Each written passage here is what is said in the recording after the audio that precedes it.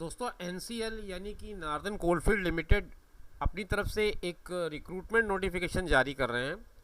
पिछले दिन उन्होंने ये नोटिफिकेशन जारी किया था। आज हम उसी की चर्चा करेंगे ज़ीरो पीरियड के इस वीडियो में। नमस्कार, आप देख रहे हैं ज़ीरो पीरियड।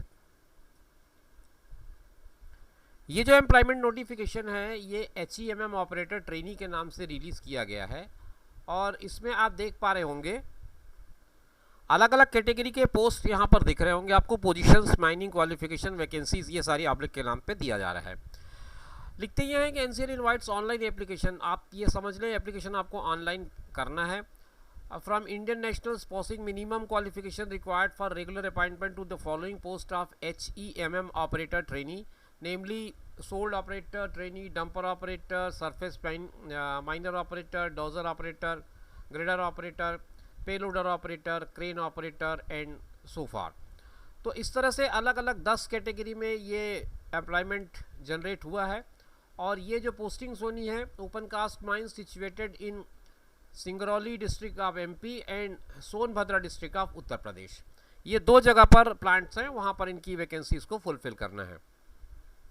अब ये समझिए कि कितनी कितनी पोस्ट है। टोटल 338 पोस्ट की वैकेंसी आई है ये, जिसमें शोल ऑपरेटर ट्रेनी का 35 है, डंपर ऑपरेटर का 221 है, सरफेस माइनर ऑपरेटर का 25 है, डोजर ऑपरेटर का 37 है, ग्रेडर ऑपरेटर का 6 है, पे लोडर ऑपरेटर का 2 है और क्रेन ऑपरेटर का 12 है। कुल मिलाकर के 332 पोस्ट इसमें दिख रहे हैं। जहाँ तक क्वालिफिकेशन की बात है तो इसमें मैट्रिकुलेट, SSC, हाई स्कूल और equivalent pass from recognised board of secondary higher secondary education of Indian states. तो जिस भी स्टेट का हो, अगर आपने वहाँ से मैट्रिकुलेशन या SSC के इक्विवेलेंट जो भी परीक्षाएं होती हैं उसको अगर पास कर रखा है, इसके अलावा valid HMV transport licence issued by RTA/RTO of Indian states के थ्रू आपके जो हैवी मोटर व्हीकल का और ट्रांसपोर्ट लाइसेंस है अगर आपके पास, तो वो दोनों चीज़ें ज़रूरी मांगी गई हैं इसमें। अब इसमें और कौन कौन सी बातें हैं वो हम आगे समझते हैं। ये जो पोस्ट की डिटेल्स हैं वो आप इस कॉलम में देख पाएंगे।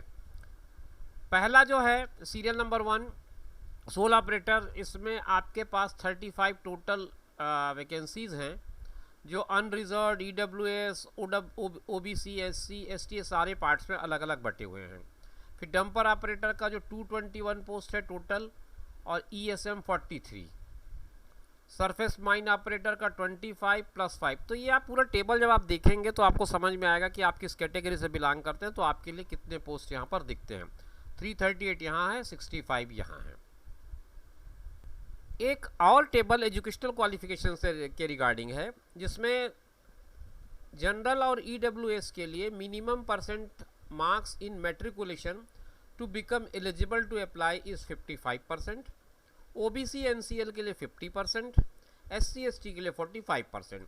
मतलब आपके मिनिमम जो क्वालिफिकेशन है उसमें ये परसेंटेज होने भी ज़रूरी है। अब ट्रेनिंग पीरियड की बात कर लें तो सारे ऑपरेटर्स के जो ट्रेनिंग पीरियड है वो 3 साल के हैं। इस दौरान ग्रेड 1 कैटेगरी होगा, पे स्केल आपका 1502.66 पर डे का होगा। Unsuccessful completion of 3 years training and being found suitable they will be placed in the respective scale designation of HEMM operator trainee accession category। तो ये कुल मिलाकर के बात कह रहे हैं कि 3 साल की आपकी ट्रेनिंग होगी। 3 साल के ट्रेनिंग तक आपको 1502.66 प्रतिदिन के हिसाब से बेसिक के हिसाब से आपको पेमेंट होगा। इसके अलावा इसमें आगे और लिखा है, in addition to basic pay mentioned above other allowances such as DA, attendance bonus, special allowance, HRA, transport, ये सारी चीज़ें भी मिलेंगी। अब कितने मिलेंगी, क्या दर रहेगा, इसके बारे में इसमें कोई स्पष्ट नहीं है, इसलिए मैं आपको नहीं बता पा रहा हूँ। पर 1502.66 रुपीज़ पर डे का आपको इसमें स्टाइपेंड जैसा मिलेगा। और 3 साल के जब आपके ट्रेनिंग पूरे हो जाएंगे तब आपको एक पोस्ट पर मर्ज किया जाएगा। एप्लीकेशन फ़ीस की अगर मैं बात करूं तो एप्लीकेशन फ़ीस आपको अलग अलग कैटेगरी के लिए अलग अलग है। अलग अलग मीन्स अगर आप अनरिजर्व्ड हैं, OBC हैं, नॉन क्रीमी लेयर हैं, EWS हैं, तो आपको 1000 रुपये पे करना है।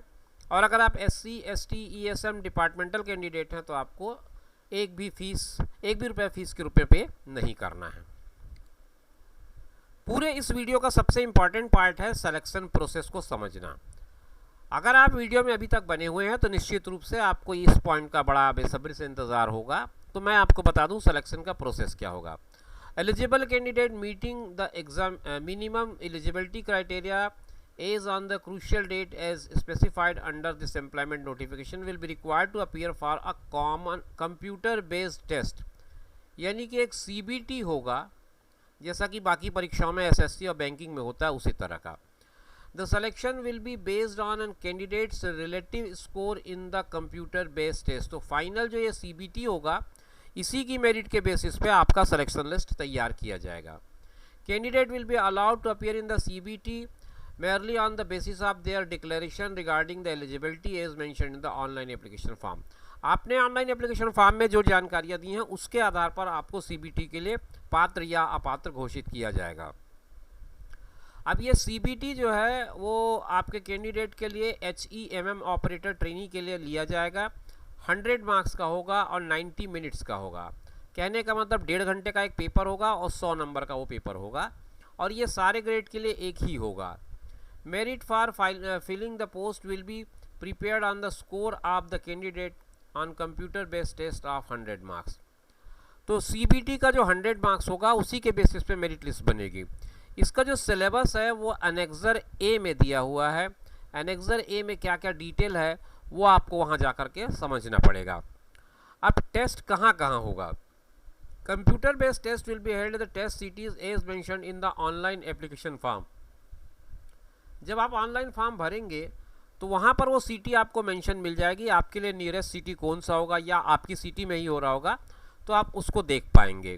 कैंडिडेट में आप 6 टेस्ट सिटीज, आपकी चॉइस के लिए 6 शहरों को चुन सकते हैं आप, और इस प्रायोरिटी में the list as per their preference and the same can not be changed after the online application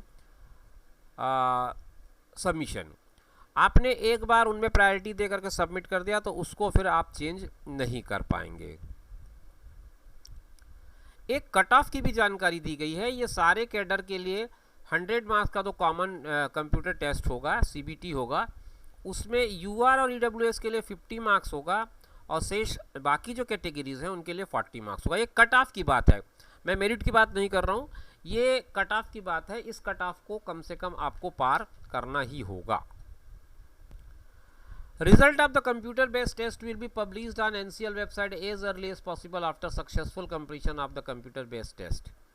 CBT जैसे ही हो जाएगा पूरा सफलतापूर्वक, उसके बाद NCL के वेबसाइट पर आपको ये परिणाम जो है वो मिल जाएगा। आप वहाँ से देख करके समझ सकते हैं कि आपका क्या पोजीशन बन रहा है।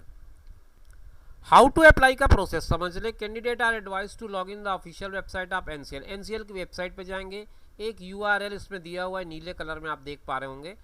उसके इंस्ट्रक्शंस को फॉलो करिए। कैरियर पे जाइए, रिक्रूटमेंट पे जाइए, एम्प्लॉयमेंट नोटिफिकेशन में जाइए और फिर वहाँ पर अप्लाई ऑनलाइन का ऑप्शन आएगा।